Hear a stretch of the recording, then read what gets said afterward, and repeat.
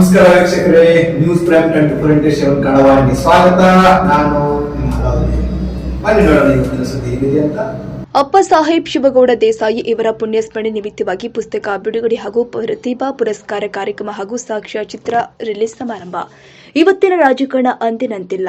ಎಲ್ಲೆಡೆ ಕಲುಷಿತ ವಾತಾವರಣ ನಿರ್ಮಾಣಗೊಳ್ತಾ ಇದೆ. ಅಂದು ನಮಗಳ ಪಕ್ಷಗಳು ಬೇರೆ ಬೇರೆ ಆಗಿದ್ರೂ ಕೂಡ ಒಬ್ಬರು ಇನ್ನೊಬ್ಬರ ಮನೋಭಾವನೆಯನ್ನ ಅರಿಯುವ ಮತ್ತು ಗೌರವಿಸುವ ಪ್ರವೃತ್ತಿಯಿಂದ ಗೆಳೆಯರ ನಡುವೆ ಸಂಘರ್ಷಗಳಿಗೆ ಅವಕಾಶ ಇರ್ತಾ ಇರಲಿಲ್ಲ.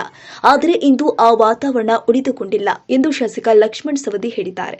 ತಾಲೂಕಿನ ಹುಲಗವಾಳಿ ಗ್ರಾಮದಲ್ಲಿ ಜರುಗಿದ ಕಾಂಗ್ರೆಸ್ ಮುಖಂಡ ದಿವಂಗತ ಅಪ್ಪ ಸಾಹೇಬ್ ದೇಸಾಯಿ ಅವರ ಸ್ಮರಣಾರ್ಥವಾಗಿ ಅವರ ಅಣ್ಣ ರಚನೆಯ ವಿರಚಿತ ಕೃತಿ ಬಿಡುಗಡೆ ಸಮಾರಂಭದಲ್ಲಿ ಮಾತನಾಡಿದರು. ಇಂದು ಮನುಷ್ಯ ಸ್ವಾರ್ಥ ಮತ್ತು ಸಂಕುಚಿತ ಭಾವನೆ ಹೊಂದಿದ ಕಾರಣದಿಂದ ಜೀವನ ವ್ಯವಸ್ಥೆ ಹಾಳಾಗ್ತಾ ಇದೆ. ಇಂದು ರಾಜಕಾರಣದಲ್ಲಿ ಐಶ್ವರ್ಯದ ಆರಾಧನೆ ಮತ್ತು ದುರಾಸೆಯ ಬೆನ್ನು ಹತ್ತಿ ಹೊರಟಿದೆ.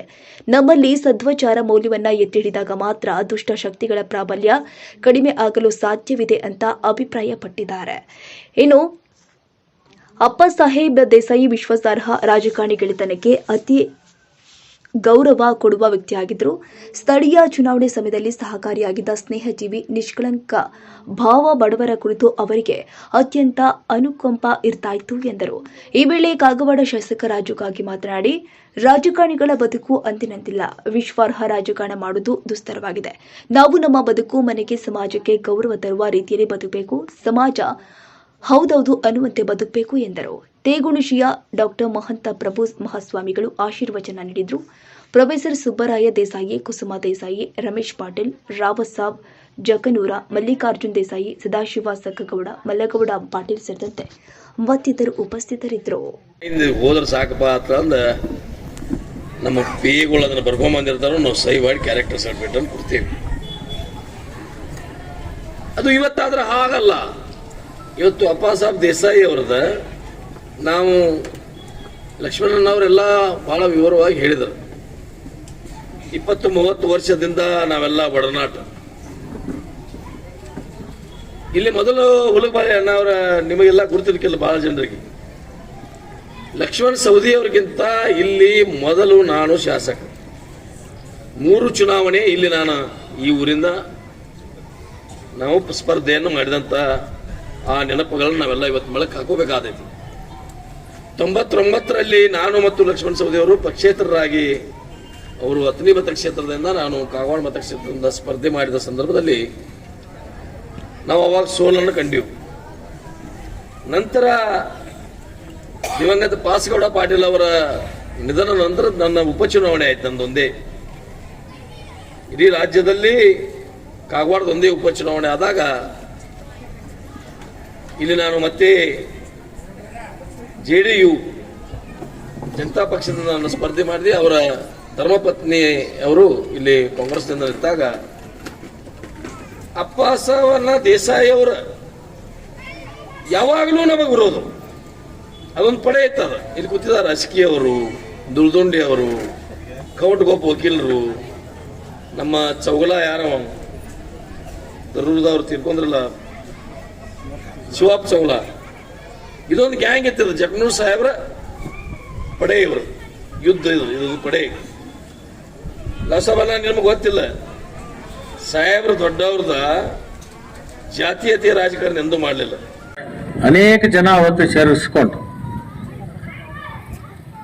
ದೊಡ್ಡ ಪ್ರಮಾಣದಲ್ಲಿ ಅವತ್ತು ಹೋರಾಟವನ್ನ ಮಾಡಿ ಸರ್ಕಾರದ ಗಮನವನ್ನ ಸೆಳೆಯುವುದರ ಜೊತೆಗೆ ಸರ್ಕಾರದ ಕಣ್ಣನ್ನ ತೆರೆಸಿರ್ತಕ್ಕಂಥ ಹೋರಾಟಗಾರರು ಅಪ್ಪ ಸಾಹೇಬ್ ದೇಸಾಯಿ ಅವರು. ಅಪ್ಪ ಸಾಹೇಬ್ ದೇಸಾಯಿ ಅವರಿಗೆ ನನಗೆ ಎಷ್ಟು ಒಂದು ಆತ್ಮೀಯತೆ ಇತ್ತು ಅಂತಂದ್ರೆ, ನಾವು ಏಕಾಂತದಲ್ಲಿ ಇಬ್ಬರೇ ಕೂಡಿದಾಗ ನನ್ನ ಮುಂದೆ ಅತ್ಯಂತ ಆತ್ಮೀಯವಾಗಿ ತನ್ನ ಕಷ್ಟ ಸುಖಗಳನ್ನು ಕೂಡ ಹಂಚಿಕೊಳ್ತಕ್ಕಂಥದ್ದು ಅವರಿದ್ರು. ಅಪ್ಪ ಸಾಹೇಬ್ ಯಾವುದೇ ಒಂದು ಚುನಾವಣೆ ಪ್ರಚಾರಕ್ಕೆ ನಮ್ಮ ಊರಿಗೆ ಬಂದ್ರೆ ಅವಾಗ ಒಬ್ಬನೇ ಬಂದು ನಮ್ಮ ಮನೆ ಒಳಗೆ ಕುಂತು ಒಂದು ಅರ್ಧ ಕಪ್ ಚಹಾ ಕುಡಿದು ಹೋದಾಗ ಅಪ್ಪ ಸಾಹೇಬ್ಗೆ ಸಮಾಧಾನ. ನಾವು ಕೇಳವ, ನಾನು ಅಪ್ಪ ಸಾಹೇಬ್ ನೀರೇ ಕಾಂಗ್ರೆಸ್ ಪರವಾಗಿ ಬಂದಿದಿ, ನಾವರೇ ನಿಮ್ ವಿರೋಧ ಪಕ್ಷದಾಗಿದ್ದೀವಿ, ನೀವು ಒಬ್ಬನ ನನ್ನ ಮನೆಗೆ ಬಂದಂದ್ರೆ ಜನ ಏನ್ ತಿಳ್ಕೊತಾರ, ಜನ ಏನಾದ್ರು ತಿಳ್ಕೊಳ್ ಬಿಡಿಸೋಕ, ನಂದು ನಿಂದ ದೋಸ್ತಿ ಇದೆಯಾ, ದೋಸ್ತಿ ಸಲಗ ನಾವು ಬರ್ತೀನಿ. ನಿಮ್ಮ ಊರಿಗೆ ಬಂದಾಗ ನಿನ್ನ ಮನೆಗೆ ಬಂದು ಒಂದು ಅರ್ಧ ಕಪ್ ಚಹಾ ಕುಡಿಲಿಲ್ಲ ಅಂದ್ರೆ ನನಗೇನೋ ಕಳ್ಕೊಂಡಂಗ ಆಕತಿ ಅಂದ್ರ ಅಂತ ಮಾತುಗಳನ್ನ ಹೇಳ್ತಕ್ಕಂತ ಒಬ್ಬ ಸ್ನೇಹಜೀವಿ, ಅಂತವನ ಒಬ್ಬ ಜೀವನ ಚರಿತ್ರೆಯನ್ನ ಅವನ ಜೀವನದುದ್ದಕ್ಕೂ ನಡೆದು ಬಂದಿರತಕ್ಕಂತ ಅವನಿಟ್ಟಿರ್ತಕ್ಕಂಥ ಅನೇಕ ಗುರುತರವಾಗಿರ್ತಕ್ಕಂಥ ಹೆಜ್ಜೆಗಳನ್ನ ಗುರುತಿಸಿ ಇವತ್ತು ಅವರ ಕುಟುಂಬದ ಸದಸ್ಯರು, ಅವರ ಸ್ನೇಹಿತರು ಎಲ್ಲರೂ ಸೇರ್ಕೊಂಡು ಅವನ ಮಾಡಿರ್ತಕ್ಕಂಥ ಕಾರ್ಯಗಳು, ಅವನು ನಡೆದು ಬಂದಿರತಕ್ಕಂಥ ಹೆಜ್ಜೆಗಳು ಅದು ಅಳಿಕೆ ಹೋಗಬಾರ್ದು, ಅದು ನಶಿಸಿ ಹೋಗಬಾರ್ದು, ಅದು ಸಮಾಜದ ಮಧ್ಯದಲ್ಲಿ ಯಾವತ್ತು ಅದು ಜೀವಂತವಾಗಿ ಇರಬೇಕು ಅಂತಕ್ಕಂಥ ಒಂದು ಸದುದ್ದೇಶವನ್ನು ಇಟ್ಕೊಂಡು ಇವತ್ತು ಅವನ ವಿಚಾರಧಾರೆಗಳನ್ನು ಇಟ್ಕೊಂಡಂತ ಒಂದು ಪುಸ್ತಕವನ್ನ ಇವತ್ತು ರಚನೆ ಮಾಡಿ ಇವತ್ತು ಸಮಾಜಕ್ಕೆ ಅದನ್ನ ಅರ್ಪಣೆ ಮಾಡ್ತಾರೆ. ಈಗಾಗಲೇ ನಮ್ಮ ಪರಮ ಪೂಜ್ಯರ ಸಾನ್ನಿಧ್ಯದಲ್ಲಿ ಅದನ್ನು ಅರ್ಪಣೆಯನ್ನು ಮಾಡಿದೆ.